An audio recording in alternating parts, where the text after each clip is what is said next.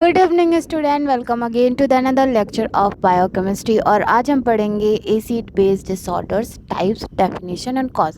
ठीक है, तो एसिड बेस से कौन कौन से डिसऑर्डर्स होते हैं, डिसऑर्डर्स के कौन कौन से टाइप्स हैं, और मतलब कि कितने टाइप्स के डिसऑर्डर्स होते हैं, उसके साथ उस डिसऑर्डर की एक एक डेफिनेशन को, मतलब अगर चार डिसऑर्डर है तो चारों के डेफिनेशन और क्यों हो रहा है उसके कॉजेज भी। ठीक है, तो ये पढ़ेंगे हम। चलो फटाफट से स्टार्ट करते हैं। तो ये रहा एसिड बेस्ड डिसऑर्डर्स, उसके types, definition and causes. First line देखो, acid based disorder are the imbalance in the body pH typically caused by the problem with the lungs or kidney। Acid based disorders imbalance होता है आपके body के pH का, जो cause होता है बहुत सारे प्रॉब्लम से। और वो प्रॉब्लम कहाँ से स्टार्ट होती है? आपके लंग्स से और किडनी से। ठीक है, देखो क्या होता है कि पीएच को मेंटेन करने के लिए ऑक्सीजन यानी गैसेस, जो आप बोल सकते हो कार्बन डाइऑक्साइड या फिर गैसेस ही हो सकता है, ठीक है, ऑक्सीजन हो सकता है, वो बहुत मेन रोल प्ले करता है। ठीक है, जब हम रेगुलेशन पढ़ रहे थे तो उसमें हमने पढ़ा था किडनी भी क्या एक्स्ट्रा जो चीज़ें होती है एक्सक्रीट आउट करती है, तो इस दोनों की वजह से ज़्यादा प्रॉब्लम होती है। ठीक है, अगर डिसऑर्डर्स हो रहा है तो इसकी वजह से ज़्यादा होगी। देखो आप टाइप्स लिखा हुआ है, क्लासिफिकेशन इज 4 टाइप, जो आपको टाइप दे रखा है ना कि डिसऑर्डर्स के टाइप, तो वो कितने टाइप के होते हैं? 4 टाइप के। कौन कौन से? Metabolic acidosis, metabolic alkalosis, respiratory acidosis, उसके बाद रिस्पिरेटरी एल्कोलोसिस। यानी ये 4 है, इन चारों का नाम याद रख लेना। इसमें क्या क्या चीज़ें होती है वो हम पढ़ेंगे आगे। ठीक है, तो ये 4 टाइप्स के होते हैं। आपका टाइप क्लियर हुआ।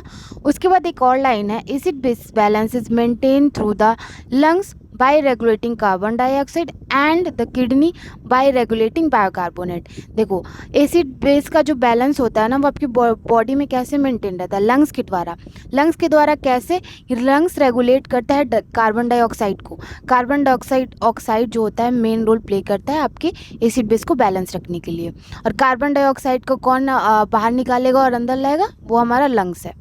ठीक है, उसके बाद है किडनी। किडनी क्यों करता है? क्योंकि किडनी के अंदर देखो हमारा जब ब्लड फिल्ट्रेट होता है यूरिन के साथ, बायोकार्बोनेट भी जाता है। तो बायोकार्बोनेट अगर ज़्यादा स्क्रीट आउट हो जाएगा तो तो हमारे ब्लड में पीएच का जो मात्रा है वो सही से नहीं हो पाएगा, because bicarbonate is a buffer.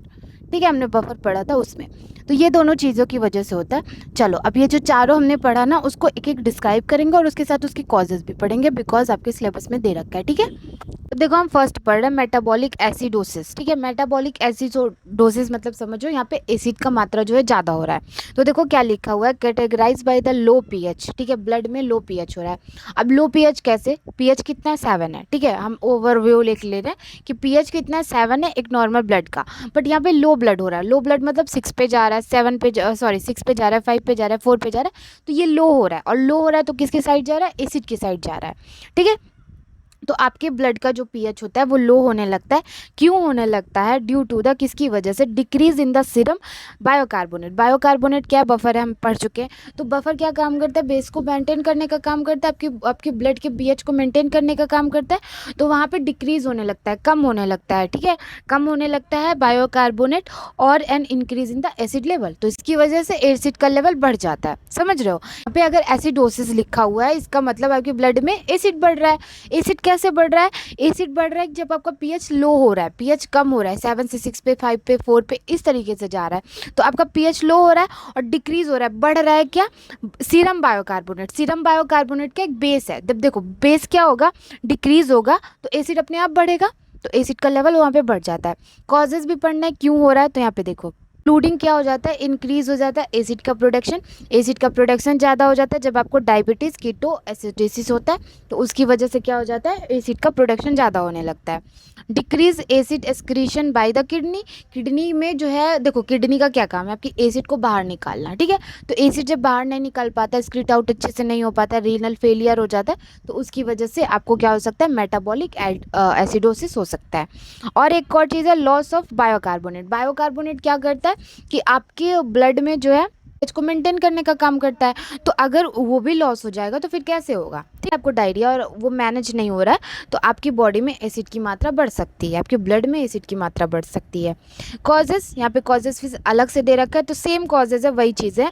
देखो इंक्रीज एसिड का प्रोडक्शन होने लगता है, डिक्रीज हो जाता है एसिड का सिक्रीशन, डिक्रीज हो जाता है, और लॉस ऑफ बायोकार्बोनेट होने लगता है। सेम वही चीज़ लिखा हुआ है, कुछ भी इधर उधर नहीं है। ठीक है, नेक्स्ट देखो क्या है, मेटाबॉलिक एल्कलोसिस। ठीक है, अब इसमें क्या होता है, characterize by the high pH due to the increase in serum bicarbonate और अ लॉस ऑफ एसिड। यहाँ पे क्या एल्कोलोसिस है, एल्कोलोसिस मतलब क्या, बेस। तो बेस कैसे होगा, जब आपका पीएच का लेवल ज़्यादा होगा, पीएच का लेवल बढ़ेगा। ठीक है, पीएच का लेवल कैसे, 7 हम मान रहे हैं, 7 से 8 हो रहा है, 8 से 9 हो रहा है, 9 से 10 हो रहा है, तो ये बढ़ रहा है, तो आपका पीएच लेवल यहाँ पे क्या होगा, हाई होगा, बढ़ेगा। ठीक है, characterize by the high pH blood level due to the increase in the serum bicarbonate. यहाँ पे क्या हो जाएगा, देखो सीरम सीरम बायोकार्बोनेट एक बेस है। ठीक है, सीरम कार्बोनेट एक बेस है, तो हमने फर्स्ट वाले में क्या पढ़ा था, सीरम कार्बोनेट क्या होता है, लॉस होने लगता है, डिक्रीज होने लगता है, जिसकी वजह से एसिडिटी हो जाती है। यहाँ पे क्या है कि सीरम बायोकार्बोनेट जो है वो क्या ज़्यादा होने लगता है, तो जब वो इंक्रीज़ होने लगेगा तो बेस तो ज़्यादा हो जा रहा है ना, तो इसी वजह से ब्लड में आपके बेस हो जाता है, आपका जो हाई पीएच है वो हाई होने लगता है। ठीक है, लॉस ऑफ एसिड, एसिड का लॉस होने लगता है। देखो फिर क्या है, दोनों को मेंटेन करना ज़रूरी है, ज़रूरी नहीं है यहाँ पे एसिड बहुत ज़्यादा रहे बेस ज़्यादा रहे, यहाँ दोनों रहना चाहिए बट नॉर्मल रहना चाहिए। ठीक है, कॉजेज़ क्या लिखे हुए हैं, कैन इंक्लूडिंग एक्सेसिव वोमिटिंग, बहुत ज़्यादा अगर वोमिटिंग किसी को हो रही है तो इसका कारण है। एक है आपका डायोरेटिक यूज़, डायूरेटिक मतलब होता है ऐसी मेडिसिन, ऐसी दवाइयाँ जिसकी वजह से आपको वॉशरूम ज़्यादा जाना पड़ता है, आपका यूरिन ज़्यादा पास आउट होता है, इसकी वजह से इससे क्या होगा, एसिड बहुत ज़्यादा हमारे यूरिन के साथ बाहर निकलता जाएगा और बेस बढ़ता जाएगा। ठीक है, और एक है सर्टन किडनी डिसऑर्डर, कुछ किडनी डिजीज़ की वजह से, किडनी डिसऑर्डर की वजह से।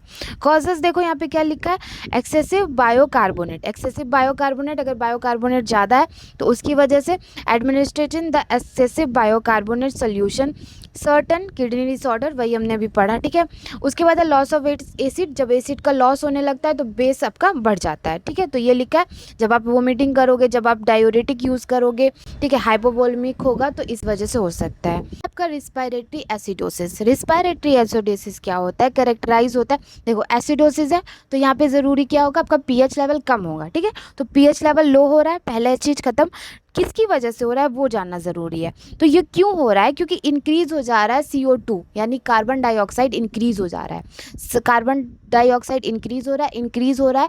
तो क्या है, कार्बन डाइऑक्साइड क्या एक एसिड है, समझ में आया, एसिड लिखा हुआ है तो जाहिर सी बात है हमारा पीएच लेवल क्या होगा, लो होगा, 7 से किस पे जाएगा, 6 पे जाएगा, 5 पे जाएगा, और इस तरह जा रहा है तो वो एसिड है। ठीक है, तो इसकी वजह से क्या होगा, एसिडिटी बढ़ेगी हमारे ब्लड में, और इसका कारण क्या है कि यहाँ पे CO2 का जो है, कार्बन डाइऑक्साइड का, उसका स्क्रिट आउट अच्छे से नहीं हो पा रहा है, और कार्बन डाइऑक्साइड क्या एक एसिड है।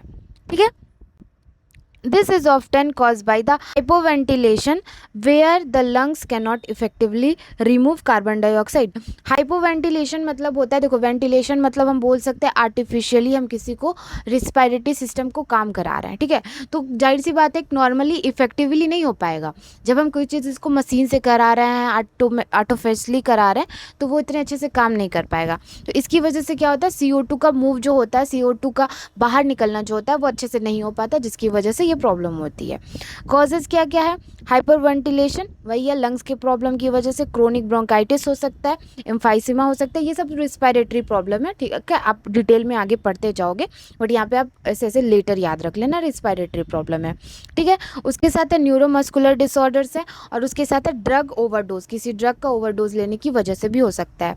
और एक कारण है रिस्पायरेटरी डिप्रेशन। ठीक है, अफीम का ओवरडोज उसकी वजह से हो सकता है। कुछ सेंट्रल नर्वस सिस्टम डिसऑर्डर्स हो सकते हैं, सेंट्रल नर्वस डिसऑर्डर मतलब होता है आपकी मानसिक चीज़ें अगर सही नहीं है उसकी वजह से हो सकता है। ठीक है, डिप्रेशन में भी हम कहाँ से कह सकते हैं, डिप्रेशन आखिर माथे से ही होगा, कुछ दिक्कत होगी, ब्रेन से कुछ दिक्कत होगा, इसी वजह से हो सकता है। ठीक है, अब अफीम भी क्या है, अफीम भी वही एक चीज़ है, तो उसकी वजह से हो सकता है प्रॉब्लम। उसके बाद है 4th number and last one, respiratory alkalosis. ठीक है, अब ये क्या है, characterize by the high pH level, ये क्या है, हाई हो जाता है। अब देखो एल्कोलाइन होगा, कोई चीज़ एल्कलाइन है तो वो हाई पे जाएगा, जैसे 7 पे है नॉर्मली पीएच। ठीक है, 7 से किस पे जाएगा, 8 पे, 9 पे, 10 पे, तो ये हाई होता जा रहा है। तो इसका क्या मतलब है, पीएच लेवल हाई हो रहा है, दिमाग में अपने बिठाओ। ठीक है, ड्यू टू द किसकी वजह से, decrease in the carbon dioxide, carbon dioxide यहाँ पे डिक्रीज हो रहा है। ठीक है, इन द ब्लड में, यानी ब्लड में कार्बन डाइऑक्साइड क्या हो रहा है, डिक्रीज हो रहा है। It can be cause by the hypoventilation, hyper ventilation, यहाँ पे हाइपर वेंटिलेशन होगा, यहाँ पे बहुत तेजी से सांस को आना जाना मचा रहेगा, जिसकी वजह से क्या होगा, कार्बन डाइऑक्साइड कम होता जाएगा। जब कार्बन डाइऑक्साइड कम होता जाएगा, और कार्बन डाइऑक्साइड क्या एक एसिड है, तो वो कम होता जाएगा तो बेस तो ज़्यादा हो जाएगा ना, तो इसकी वजह से क्या हो जाता है, रेस्पिरेटरी एल्कलोसिस हो जाती है।